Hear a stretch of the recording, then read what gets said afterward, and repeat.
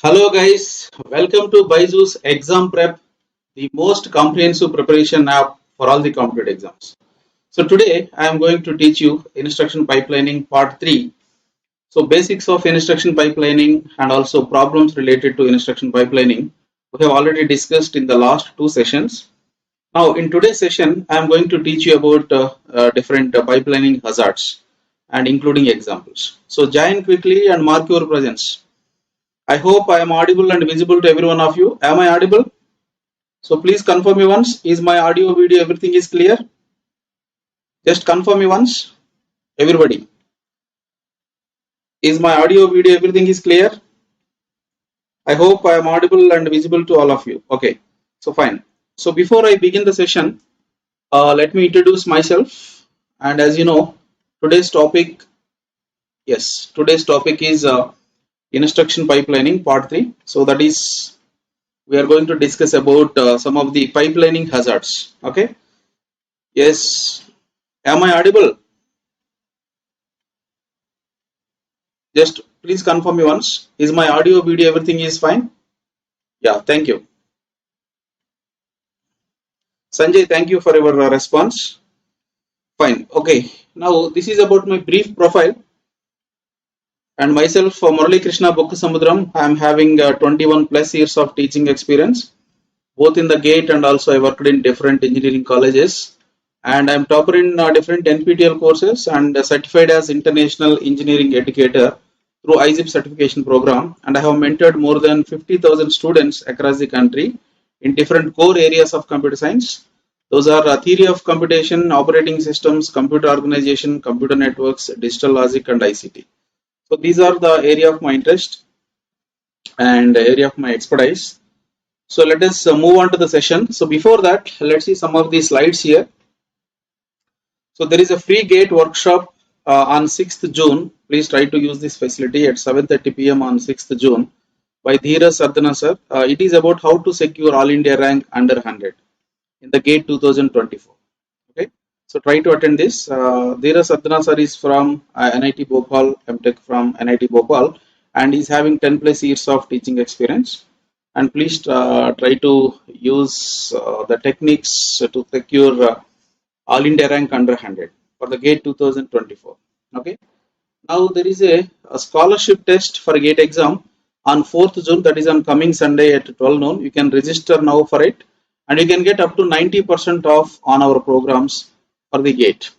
You can take a step towards success for GATE by attending this scholarship test and availing the benefits of 90% off up to. Okay. Fine. I hope every one of you will take this test. And these are the toppers of 2023 GATE, and we got 62 students got under All India rank 50, and 13 have got under All India rank 10, and 107 students we got under All India rank 100. And these are some of our toppers. Big congratulations to all the toppers of 2023.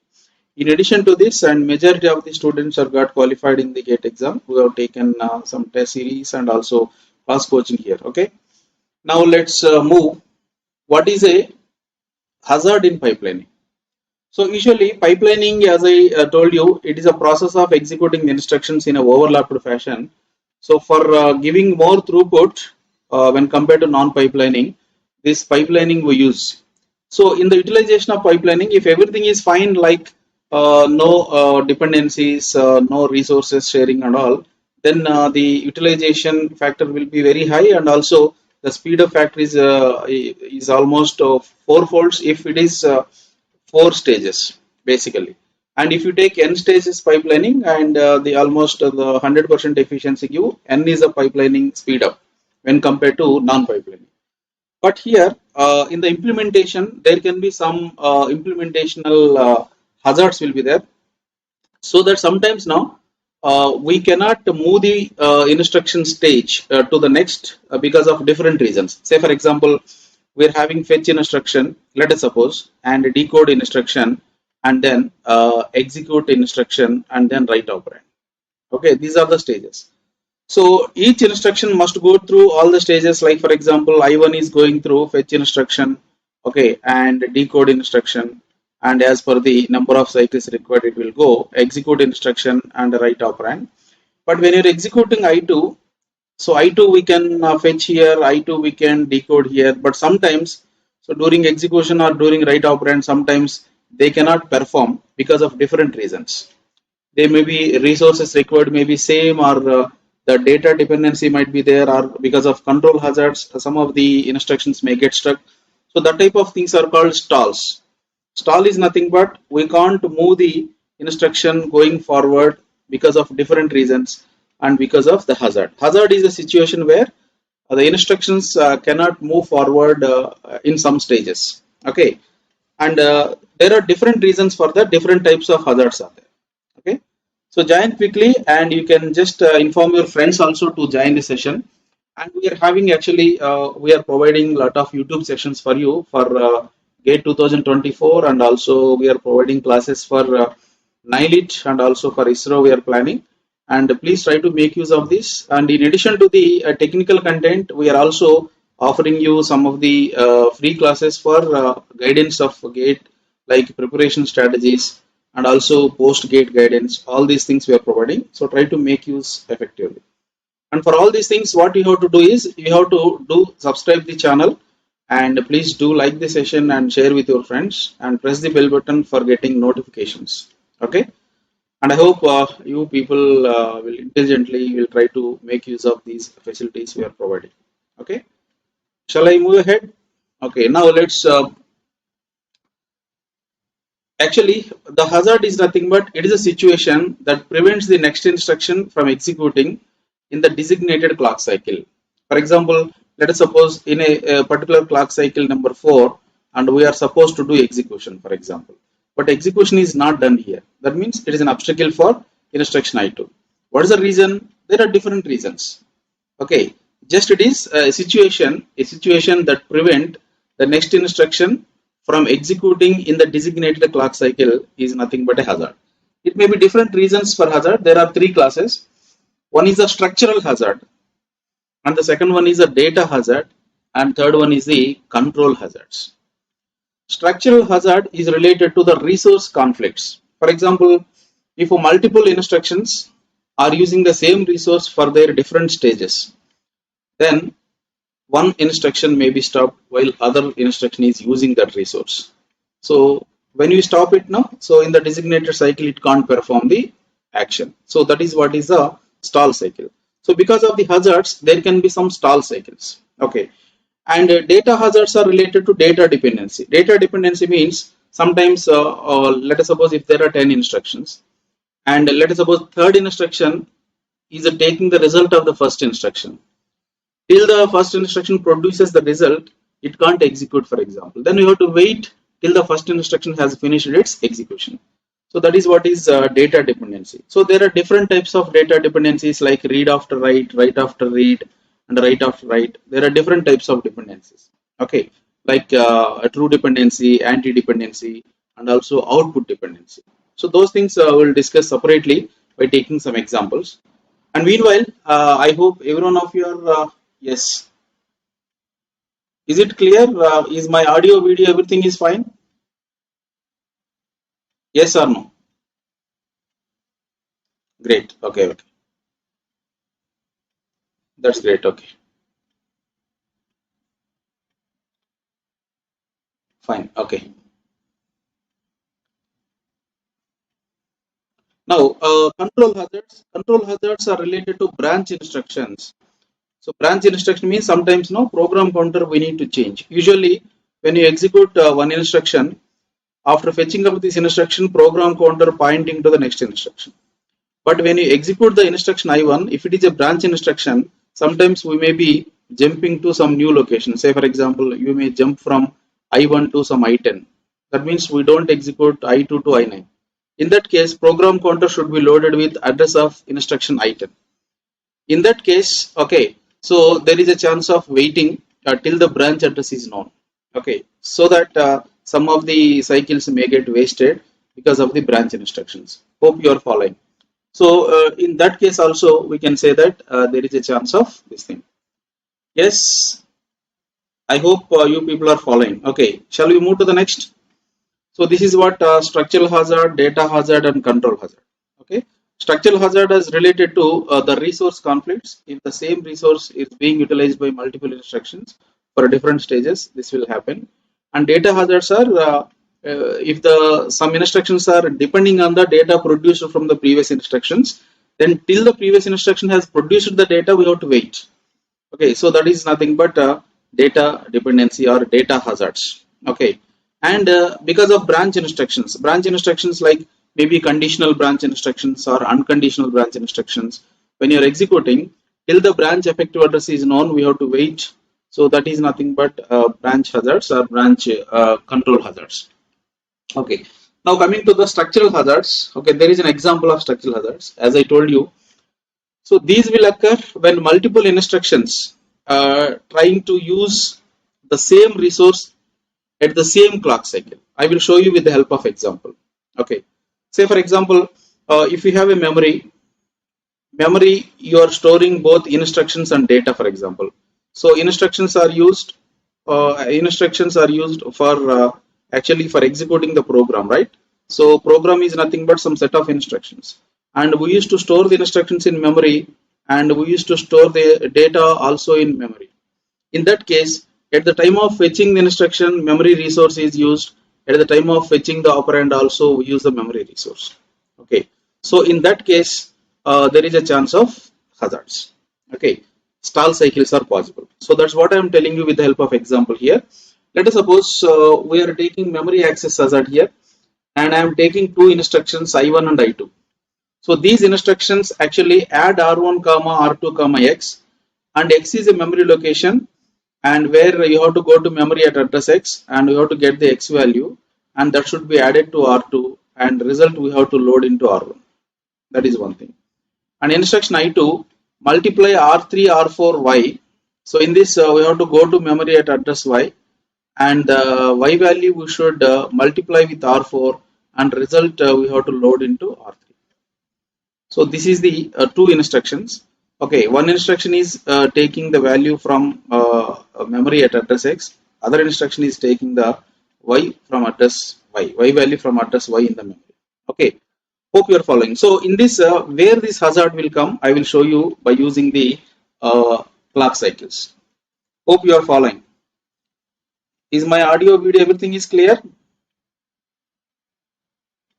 Yes or no? Okay, fine. Now let's move.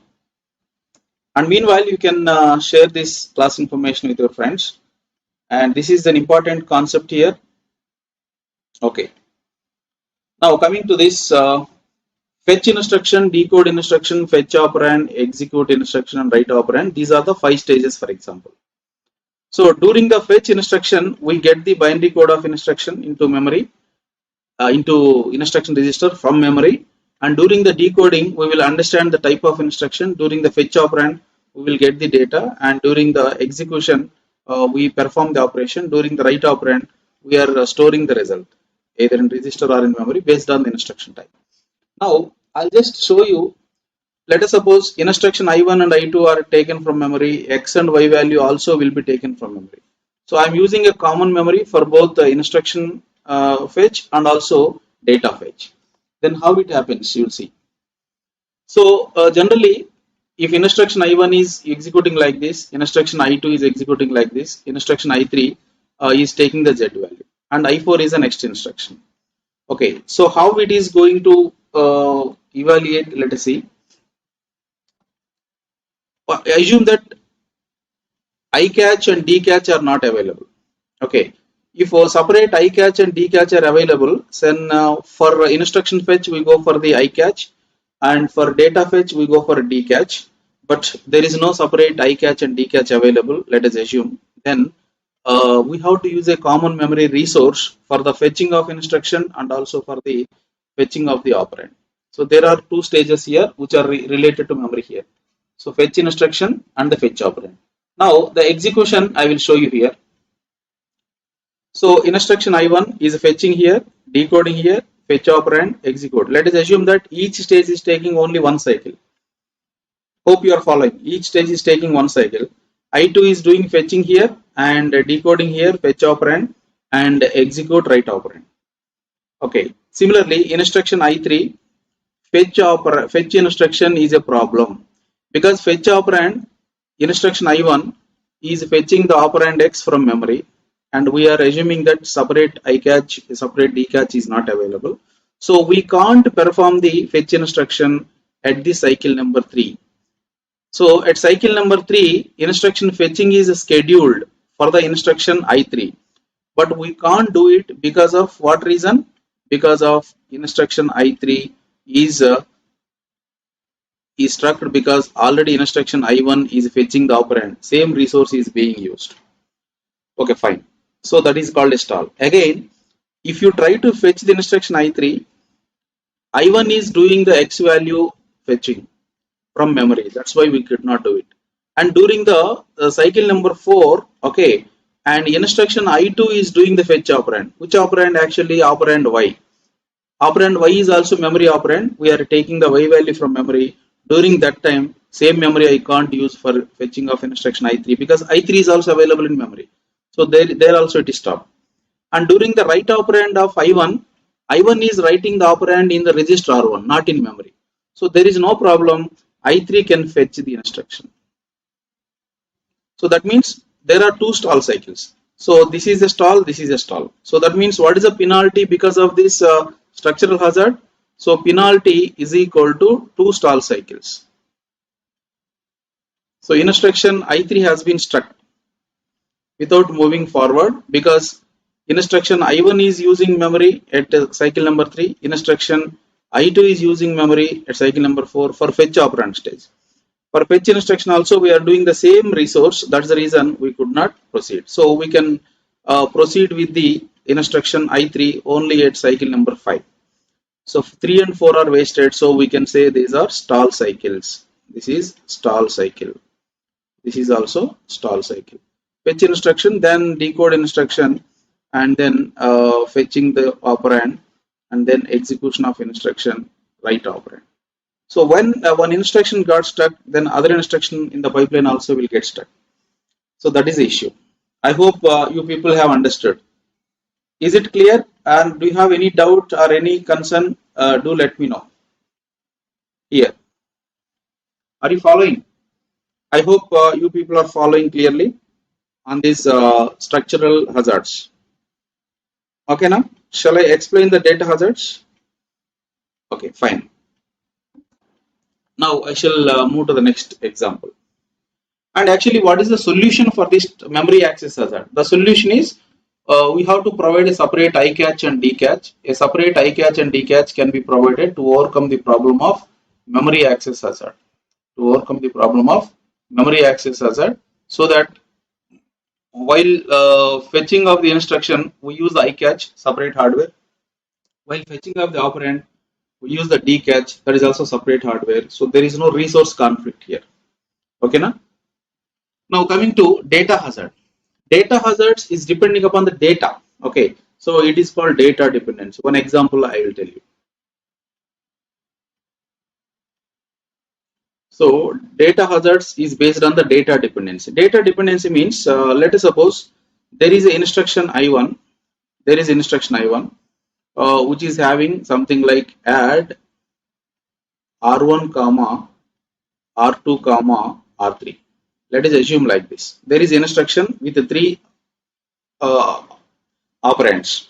So register R1 is a result of adding the content of register R2 and also register R3.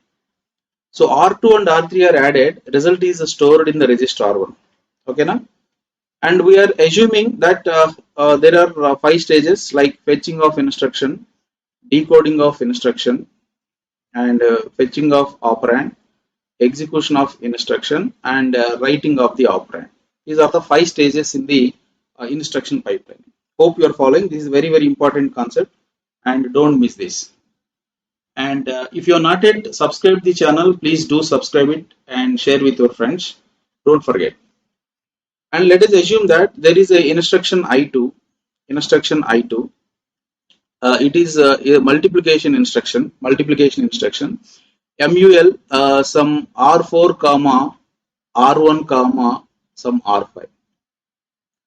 So register R4 is a destination register, and we are supposed to multiply the content of R1 and R5. R5 and R1 are multiplied. Where I have to store the result? In R4. Of course, there is a data dependency because the second instruction, the R1 value, we should take updated value of R1 in the first instruction. And this write operand stage is a stage where the result is loaded into the register R1. And execution is a stage where the result is performed, the operation is performed and result is available in the ALU, and that is loaded into register R1 during the write operand stage. During the fetch instruction, this binary code of this I1 is getting from main memory and keeping it in the instruction register. So, and decoding instruction, we know the type of instruction, it is addition, and during fetch operand, we get the operand from R2, operand from R3, and both are added during execution, and during write operand, result is loaded to R1. That is the criteria here. Okay. Now, here the dependency is, we have to read the R1 in the instruction I2 only after writing the R1. That's why it is called a read after write. This is a true dependency. Here there is a read after write dependency is there. Read after write means RAW. Read after write dependency is there. So we have to wait actually. This read after write dependency is also called as a true dependency. Who has to wait? Instruction I2 should wait. So it will start. This is called true dependency. In this true dependency, some stall cycles will come. So I will show you how the stall cycles will come here. Okay, for example, these are the clocks. Okay, so clock cycle number 1, 2, 3, 4, and each stage is taking one cycle. Let us assume for easy understanding of the concept. And these are the clock cycle numbers. Hope you are following. And instruction I1, every instruction must go through all the stages like fetch instruction, decoding of instruction, and fetching of the operand, and execution of the instruction, and writing of the operand. And instruction I2, fetching there is no issue, we can do here in the second cycle, and decoding also we can do, not a problem, but fetch operand is a problem.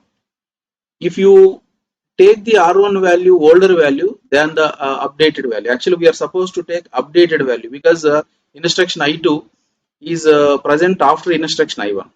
So updated value of R1 should be multiplied with R5. So when the R1 is getting updated after the write operand stage only, that means we can't proceed for fetching of R1 value till write operand stage. After write operand stage, the R1 gets updated value because addition is done.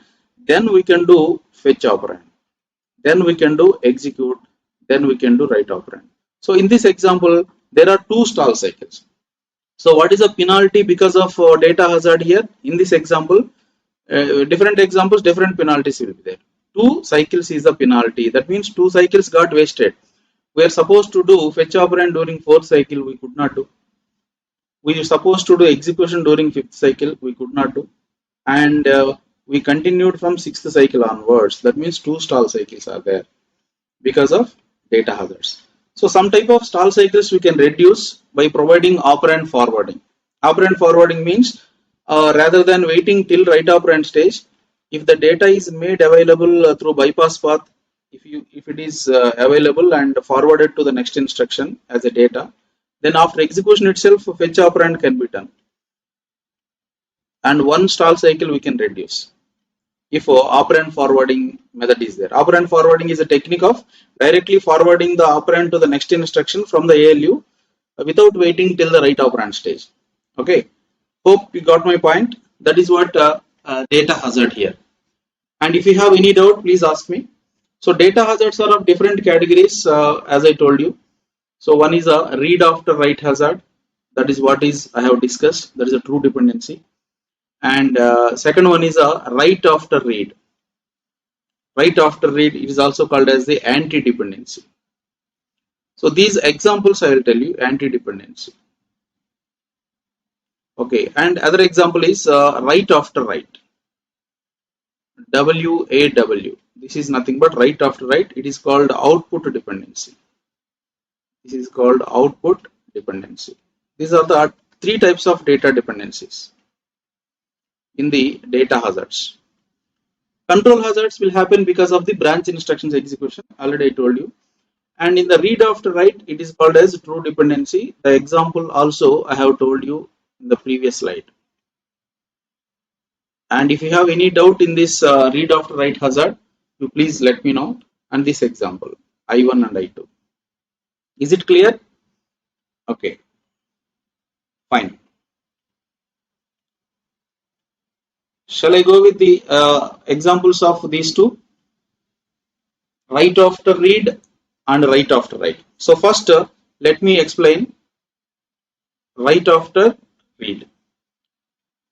Write after read. Write after read is sometimes, let us suppose instruction I1 is like this. Something like add R1 comma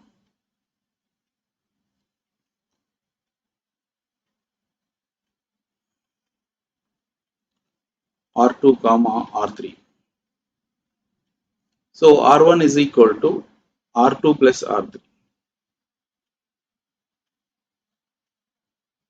Okay, and there is instruction I2. Instruction I2 MUL multiply R3 comma some R4 comma R5. So we have to update the result in R3 after multiplying R4 and R5.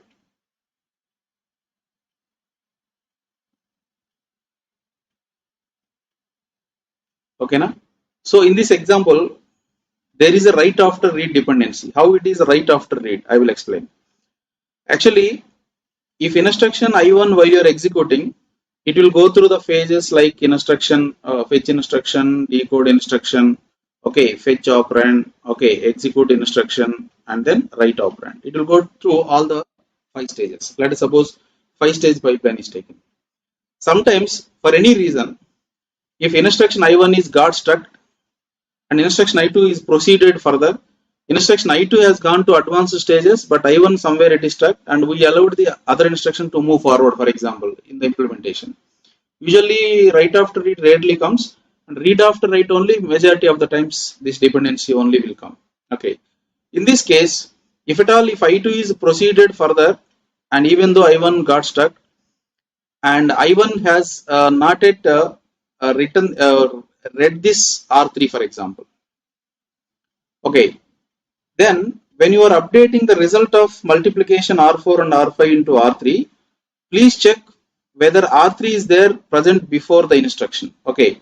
So, if you write the updated value, I1 will read the updated value of R3, which is not supposed to be done because I2 is a second instruction, I1 is a first instruction.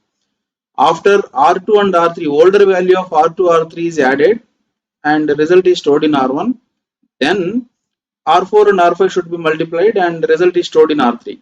If at all, if I2 has got to a right operand stage but I1 has stuck somewhere, it is not yet taken the value of R3. If you update the R3 value with multiplication, then updated value it may read later on, which is write after read. So that means we have to postpone the writing of register R3 till the reading of R3 by the previous instruction is done. Hope you understood. So because of this, some stall cycles might come. This is called the write after read dependency. Similarly, write after write. Write after write is the output dependency. So write after write is nothing but output dependency. How it is done, I will just explain. Let us suppose there is a instruction I1. Okay, it is having add R1 comma some R2 comma R3. Hope all of you are following. And R1 is a destination register and we are adding the two registers R2 and R3. And instruction I2 is a multiplication instruction and it is also writing the result in a same register. Okay, and R4 and R5. And result is loaded in a same register. So R4 is multiplied with R5 and result is stored in R1. And instruction I1 is storing the result in R1. Instruction I2 also storing the result in R1. So write operand stage, same register is being used. If at all, if the first instruction is stuck somewhere, he did not write the result. Okay, and instruction I2 is progressed to right operand stage, but obviously we are supposed to write it. But if you write the multiplication result in R1, because the output produced at while you're executing I1 is different and output produced at I2 is different. If you produce second output first and first output later, it leads to some hazard. It is not a correct result. Okay, because some applications and at every instant of time, what output is obtained is important in some applications. Okay, so if that instructions are using the same destination register for writing the result, okay, if at all, if second one has progressed to the right operand but first one is not yet come, you have to make the second instruction wait. Right after write. That means you have to wait writing the R1 multiplication result till addition result is written in the R1.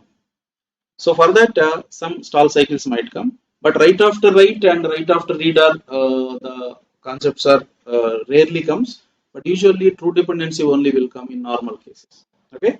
So that is a criteria, and the control hazards I will explain in the later case. Some special session I will take in the control hazards. I hope you people understood what is a structural hazard and what is a data hazard and different types. And this one problem on the previous concept.